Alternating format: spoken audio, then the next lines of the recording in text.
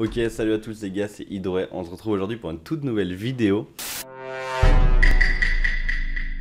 Dans cette vidéo, ça va être une vidéo un peu chill. J'aimerais bien en fait discuter avec vous autour de YouTube, des algorithmes, de TikTok un peu, de YouTube Short et ce genre de choses. Bah là j'ai 22 ans et en fait j'ai connu tout ce qui va être l'évolution de la consommation en partant du début en fait des Reels Insta pour ensuite arriver à TikTok, YouTube du coup qui se met également à faire des shorts. J'ai connu tout ça et en fait je trouve que donc ça c'est un mode de consommation où beaucoup de plateformes vont faire énormément de chiffres.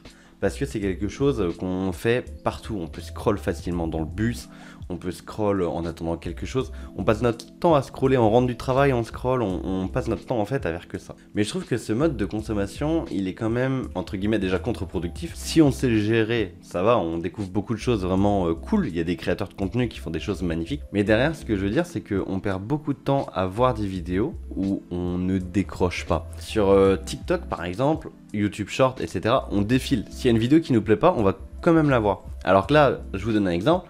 On va sur ma chaîne YouTube, vous en avez rien à foutre. Alors j'ai fait quelques vidéos business, vous en avez rien à foutre du business. Bah cette vidéo là, vous n'allez jamais cliquer dessus. Par contre, vous aimez bien un peu le voyage, vous allez pouvoir suivre la quadrologie, je sais pas comment on dit, de vidéos que j'ai fait là-dessus. Du coup, on choisit son contenu, on regarde exclusivement ce qu'on veut. Sur les modes de consommation TikTok, on ne choisit vraiment pas du tout ce qu'on veut regarder en fait. Après, derrière, il va y avoir aussi un algorithme qui va sélectionner ce qu'on like, ce qu'on regarde depuis longtemps, ce qu'on zappe, pour ne mettre que des choses qu'on va, on va dire, regarder.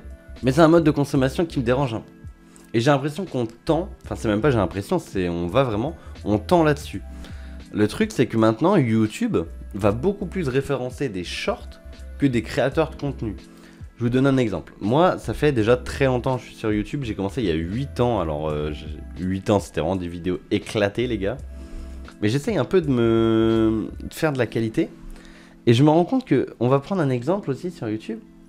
C'est que là, moi, j'ai commencé, alors sur ma chaîne Hydroé, parce que j'ai eu plusieurs chaînes. J'ai commencé il y a 6 ans, avec du Combat Arms. J'ai tenu un rythme, en fait j'ai tenu un rythme de peut-être un mois. J'ai fait 3 vidéos. J'ai arrêté pendant un an, j'ai repris Sacré-Cœur, VTT, tout ça. Donc ouais, j'ai repris quand même assez sérieusement, mine de rien, pendant un petit moment. Et puis après j'ai arrêté ici pour un an. J'ai refait une vidéo un an après, j'ai arrêté un an et j'ai recommencé. Et ensuite j'ai fait 2 vidéos, surtout que j'ai fait vraiment des vidéos Hydroé le retour, Hydroé le retour. Au final, mon retour, c'était qu'il y a 6 mois. Donc là, en 6 mois, je trouve que j'ai vraiment pris aucune visibilité de contenu. Vous allez me dire, oui, ça prend des années, alors je suis complètement d'accord. Joyka, Squeezie, ils sont pas devenus connus du jour au lendemain. Il y a une période très longue avant d'être connus. Et le but, c'est pas non plus d'être connu. Le but, c'est de faire quelque chose qui plaît.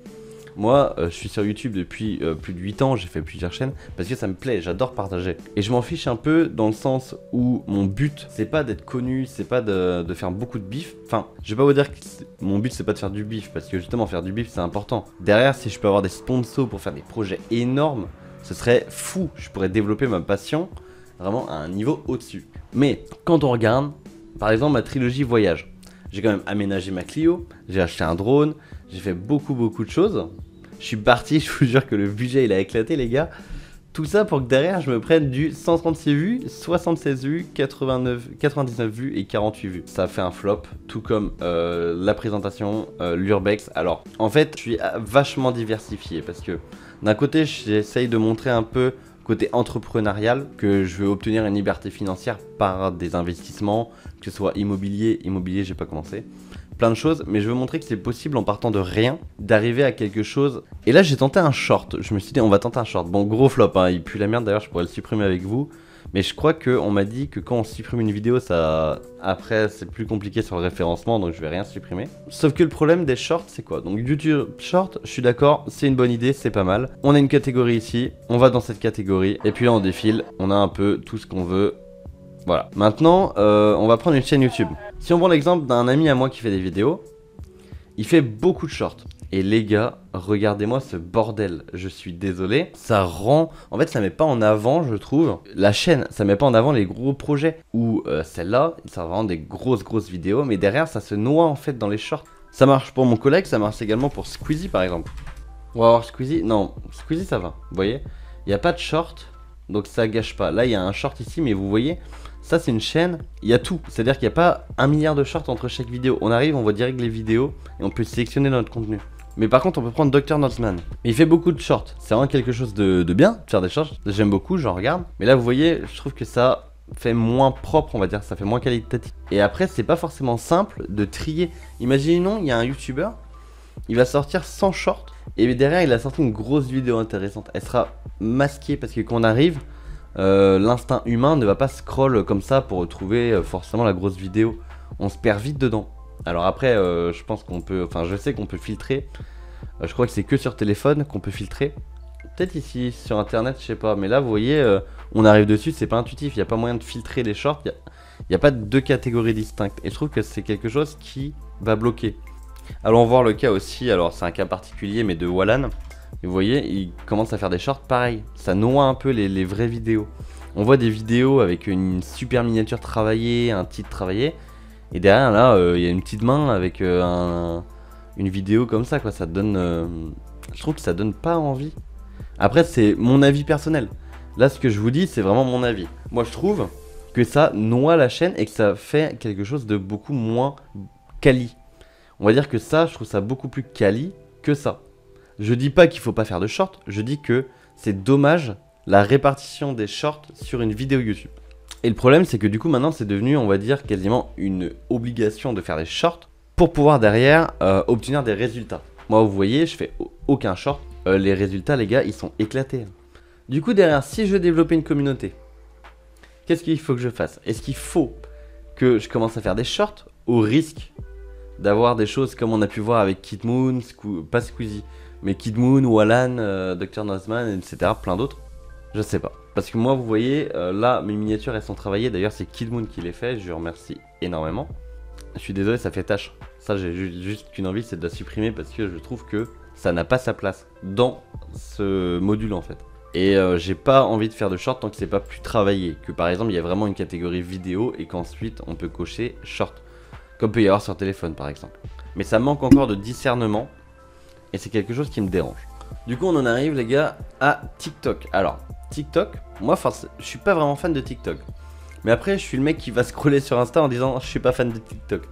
Donc c'est, on va dire, un mauvais paradoxe. Dans tous les cas, ce genre de contenu, c'est pas quelque chose qui m'intéresse énormément, même si je passe un peu de temps dessus, mais j'arrive vraiment à couper. Et derrière, TikTok, les gars, j'ai jamais vu ça. C'est un truc, c'est Random Land. Là, vous voyez, j'ai commencé à faire des vidéos un peu des choses que j'avais en Snap, que j'avais dans mon téléphone qui traînait de côté. Chose assez marrante que je voulais partager. Les gars, je sors une vidéo travaillée. Je vais vous montrer. Premier TikTok travaillé. Donc ça, c'est un premier TikTok travaillé. Alors, c'est pas un travail énorme, mais voilà. Je fais un petit désert des Bardenas sans Clio Van. Je montre un peu des paysages avec une belle musique qui va derrière. Vraiment, je la travaille, je fais un peu de montage. 268 vues, c'est bon pour vous? 268 vues, une des vidéos qui a le moins marché. Donc je me dis, ok, bon, le montage ça paye pas. Derrière, je fais quoi, les gars? Je poste une vidéo de 5 secondes de mon chat qui lève les pattes. Elle fait 3000 vues, les gars. Ça a aucun sens. Ça a aucun sens. Le contenu est consommé de manière complètement différente. Il y a mon chien qui, derrière, je fais tourner une roue de skate, va venir aboyer comme un malade sur cette roue de skate parce qu'il a peur. Lui, on a décidé. Lui, TikTok a décidé qu'en fait, il devait pas faire plus de 250 vues.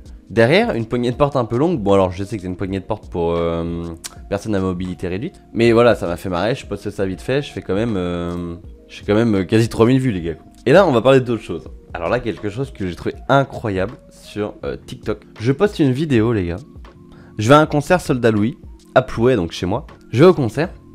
Et là, je vois quoi? Je poste vite fait une partie de 8 secondes où... Je poste une partie de 8 secondes du concert. Donc vraiment 8 secondes sans montage, j'ai rien. Je fais 11 000 vues, les gars. Alors que c'était une musique, genre pas leur musique principale. Je me dis, ok, c'est bizarre. Entre temps, je sors 2 vidéos. 2 vidéos. Et je me dis, bon, 11 000 vues pour un concert de Soldat Louis. Ce que je fais, c'est que je reposte une autre partie du concert. La partie où ils font leur grosse musique, du Rhum des femmes. C'est vraiment la partie connue d'eux. Je la poste. Et les gars, cette vidéo, je sais pas pourquoi, elle fait 245 vues. C'est-à-dire que la même chose peut faire 11 000 vues ou 245 vues. Et TikTok, c'est random, les gars. C'est un truc, c'est full random. Genre, toutes les vidéos, déjà, elles font plus de 200 vues. Je sais pas pourquoi, il y a toutes mes vidéos, je la sors, elle reste à 0 pendant 10 minutes, elle fait 200 vues et elle s'arrête. Elle fait les 200 vues en 10 minutes et elle s'arrête. Et il y en a qui continuent un peu. Mais TikTok, c'est quelque chose, un monde, on va dire, où je suis pas habitué. C'est un peu le... Je suis un peu un vieux qui découvre les ordinateurs, tu vois. Je comprends pas cette technologie, je comprends pas ce qui se passe. Je comprends pas pourquoi cette vidéo-là, elle fait 3000 vues. Cette vidéo-là où je bloque une canne à pêche dans un arbre, tu vois, c'est pas des vidéos travaillées. Mais c'est des vidéos où il se passe des trucs drôles. Et il y en a qui explosent, il y en a d'autres qui explosent pas. La même chose, le même contenu, bah, le contenu le moins bien va exploser par rapport au contenu, on va dire, majeur. Je comprends pas, les gars. TikTok, c'est un autre monde. C'est un monde parallèle. TikTok est devenu quand même vachement nécessaire et vachement viral, trop viral, pour passer à côté en tant que créateur de contenu. Le truc, c'est que c'est random. Faut faire, je pense qu'en fait, il faut vraiment avoir une cadence de vidéo, une par jour, une tous les 2 jours. Vraiment une cadence de vidéo élevée, peut-être même 2 par jour, pour que ça marche. Il faut fidéliser une clientèle. Enfin, c'est vraiment du travail d'influenceur. Et derrière, je trouve que YouTube va passer en deuxième plan. C'est-à-dire que maintenant, les vidéos complètes, j'ai l'impression que, hormis Squeezie qui lui fait des dingueries, j'ai l'impression qu'elles sont vachement délaissées. Je voulais juste qu'on en parle vite fait, mais voilà. En conclusion, j'ai l'impression que maintenant, on met vraiment beaucoup l'accent sur les shorts, que les vidéos sont plus du tout référencées. Alors moi, je suis pas en train de me plaindre en mode j'ai sorti une vidéo en Clio-Van, ça m'a coûté cher, j'ai pas de vues, nique sa mère. Une vidéo éclatée qui fait plus de vues qu'une vidéo avec des drones mieux travaillés et tout ça, il y a eu un changement dans l'algorithme qui fait que ça devient vraiment compliqué sur YouTube de se développer. On va dire que sur YouTube, il doit y avoir d'autres personnes qui font des choses incroyables, vraiment différentes, innovantes, et qui doivent pas du tout réussir à percer, quoi. Qu'ils ont sous-coté. Je pense que la majorité de YouTube est sous-coté. Donc j'espère que la vidéo vous a plu. C'était une petite vidéo discussion sans prise de tête. Juste, je voulais vous donner mon avis. D'ailleurs, c'est uniquement mon avis. Au moins, j'ai mis un peu au clair tout ça. Je voulais le dire, ça me fait du bien d'en parler avec vous. On a un gros projet qui arrive là, on va aller tourner dans pas très longtemps une vidéo urbex de nuit un peu paranormale. Là on est prêt pour faire ce genre de choses, donc en tout cas moi je vous tiens au courant, n'hésitez pas à me suivre, à vous abonner et puis on se retrouve pour une prochaine. C'était Hydroid, ciao.